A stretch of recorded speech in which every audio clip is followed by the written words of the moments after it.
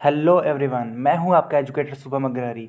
मैं आपके लिए एक ब्रांड न्यू सीरीज़ लेकर आया हूं जिसका नाम है साइंस से सीखो। इस सीरीज़ में हम लोग अपने आसपास होने वाली घटनाओं के पीछे के साइंस को जानेंगे और देख लेना यार, इसमें आपको बहुत मज़ा आने वाला है। पिछले लेक्चर में मैंने आपको ट्रिग्नोमेट्री सिखाया था और इसमें कुछ लोगों ने एक्टिवली पार्टिसिपेट किया था।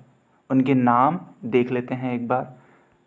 देखो, वैभव दुबे, दीपू कुमार राव, राजू मौर्य, नमित सिंह, द ग्लोब, ये जितने लोग हैं ये एक्टिवली पार्टिसिपेट किए थे। आप भी लेक्चर्स में एक्टिवली पार्टिसिपेट करिए और कमेंट करके अपने फीडबैक ज़रूर दें, ठीक है। तो चलो यार, स्टार्ट करते हैं आज का टॉपिक।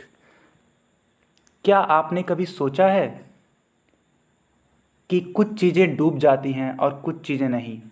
हल्की सी पत्ती, नाव आदि तैरते रहते हैं, लेकिन हल्की सी सुई और सिक्का तुरंत डूब जाते हैं। हम लोग जानेंगे इसके बारे में, तो पॉइंट वाइज हम लोग बात करेंगे। स्टार्ट करते हैं वजन से।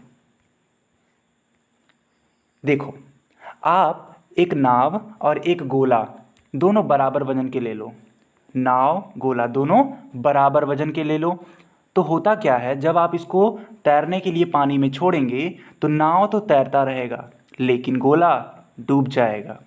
इसका मतलब सिर्फ वजन तय नहीं करता डूबना या तैरना। आ रही है बात समझ में?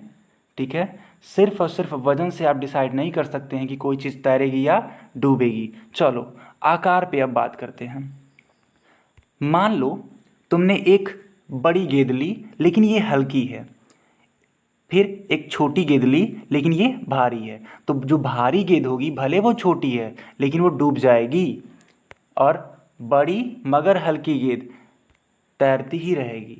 यानी कि आकार भी डूबने या तैरने का कारण नहीं है। तो किस चीज़ पे डिपेंड करता है तैरना, इसको हम लोग जानेंगे। लेकिन उसके पहले एक डेफिनेशन देखो, अपथ्रस्ट।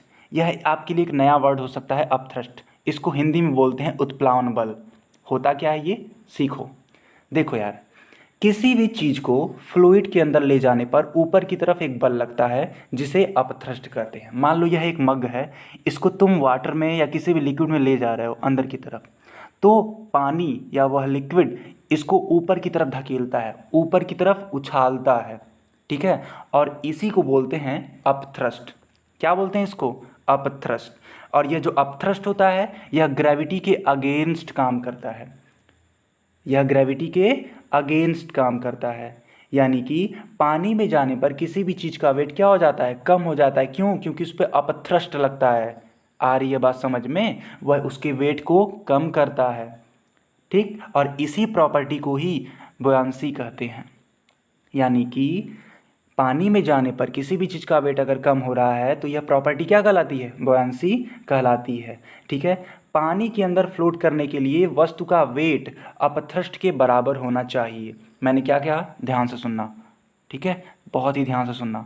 मैंने कहा कि पानी में फ्लोट करने के लिए यानी तैरने के लिए जो वेट होता है, ठीक है, वेट वो अपथ्रस्ट के बराबर होना चाहिए। अपथ्रस्ट के बराबर होना चाहिए। आ रही है बात समझ में? ठीक है। अभी सब समझ में आ जाएगा आपको कि नाव कैसे तैरती है, ठीक है। तैरने के पीछे का साइंस क्लियर हो जाएगा, बस लेक्चर के साथ बने रहो। Archimedes principal. आर्किमिडीज एक साइंटिस्ट थे। इन्होंने क्या कहा, देखो, इन्होंने कहा जब कोई चीज़ किसी लिक्विड में आधी या पूरी डुबाई जाती है तो उसे ऊपर की तरफ एक उछाल मिलता है। इस ऊपरी उछाल का बल डिस्प्लेस करता है लिक्विड को, ठीक है। इसीलिए किसी भी चीज़ को फ्लोट करने के लिए अपने वजन जितना पानी डिस्प्लेस करना होगा। मान लो यह एक ऑब्जेक्ट है, इसको तैरना है, ठीक है। तो तैरने के लिए जो इस पे अपथ्रस्ट लग रहा है, ठीक है, यह एकदम बराबर होना चाहिए इसके द्वारा डिस्प्लेस्ड लिक्विड के। अगर ये जितना पानी हटा रहा है उसका वेट अपथ्रस्ट के बराबर है, तभी जाके ये बॉडी क्या करेगी, फ्लोट करेगी, तैरेगी। आ रही है बात समझ में आपको? ठीक है। और यह प्रिंसिपल क्या कहलाता है? Archimedes principal. काफ़ी ईजी है। यानी डिस्प्लेस्ड लिक्विड याद करो। मान लो ये पूरा का पूरा पानी भरा हुआ है, पूरा पानी भरा हुआ है, समझना मेरी बात को, ठीक है। तुम इसमें कोई भी ऑब्जेक्ट डुबाने की कोशिश कर रहे हो, कोई भी ऑब्जेक्ट डुबाने की कोशिश कर रहे हो, तो जब इसमें डुबाने की कोशिश करोगे, जब इसको रखोगे, तो यहाँ से पानी ये गिरने लगेगा, ओवरफ्लो होने लगेगा। ये ओवरफ्लो क्यों हो रहा है? क्योंकि ये जो ऑब्जेक्ट है ना, जो तुमने पानी में अभी को जस्ट डाला, यह अपने लिए जगह बना रहा है, यानी कि पानी को डिस्प्लेस कर रहा है। तो जितना भी ये डिस्प्लेस करेगा वाटर, लिक्विड, उतना ही इसके ऊपर क्या लग रहा होगा? अपथ्रस्ट। अगर मान लीजिए आप एक दूसरा बर्तन रख के इस पानी को ठीक है मेज़र कर लेते हैं, इसका वेट आप निकाल लेते हैं, तो वो अप लगे हुए अपथ्रस्ट के क्या होगा? बराबर होगा। आई बात समझ में? चलो, एक बहुत इंपॉर्टेंट फैक्टर डेंसिटी के बारे में बात करते हैं। ये बहुत ज़्यादा इंपॉर्टेंट है तैरने के लिए, ठीक है। देखो, जब किसी चीज़ का घनत्व पानी से कम होता है तभी जाके वह तैरती है। मेरी बात समझना। मान लो तुम किसी भी चीज़ को पानी में तैराना चाहते हो, तो उस चीज़ का घनत्व पानी से क्या होना चाहिए? कम होना चाहिए, तब जाके वह वस्तु तैरेगी।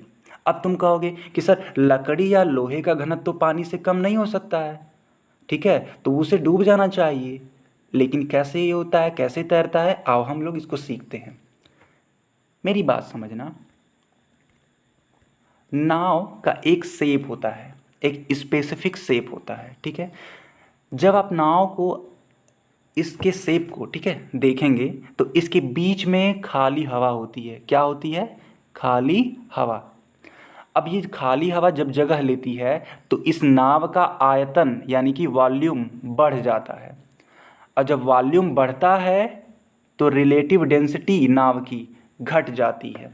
किसके रिस्पेक्ट में? पानी के रिस्पेक्ट में। मेरी बात समझना।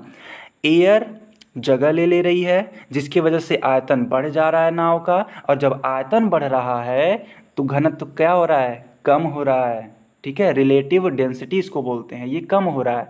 और जब यह कम होगा पानी से, तो इसलिए नाव क्या करेगी? तैरेगी। आई होप ये लेक्चर आपको समझ में आ गया होगा कि नाव तैरते कैसी है, ठीक है, चीज़ें किस तरीके से तैरती हैं। तो अगर आपको ये लेक्चर समझ में आया तो प्लीज़ एक लाइक कर दीजिएगा और चैनल को सब्सक्राइब कर दीजिएगा अगर आप नए हैं तो। Thank you.